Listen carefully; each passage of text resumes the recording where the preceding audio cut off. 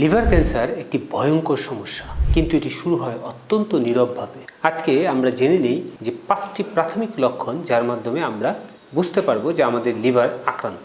1 নম্বর, jaundice.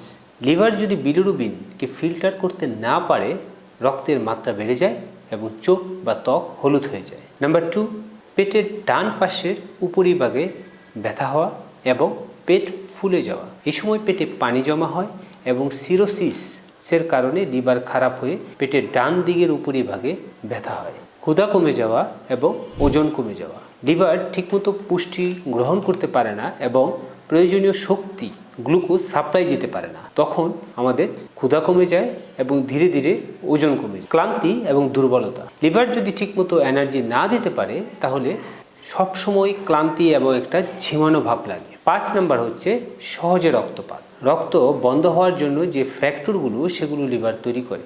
Liver ঠিকমতো কাজ করলে কাজ না করলে সে ফ্যাক্টরগুলো তৈরি হতে পারে না। তখন কোথাও কেটে গেলে খুব বেশি রক্তক্ষরণ হয় এবং সহজে রক্ত বন্ধ হতে চায় না। এই 5টি প্রাথমিক লক্ষণ দেখা দিলে আমরা দ্রুতই চিকিৎসকের পরামর্শ নিব এবং দ্রুত লিভার ফাংশন টেস্ট ও অন্যান্য পরীক্ষার মাধ্যমে আমরা আমাদের লিভারের সুস্থতা যাচাই করব। কোনো অবহেলা নয়, লক্ষণগুলো দেখার সাথে সাথে দ্রুতই চিকিৎসকের পরামর্শ নিন। ধন্যবাদ সবাইকে।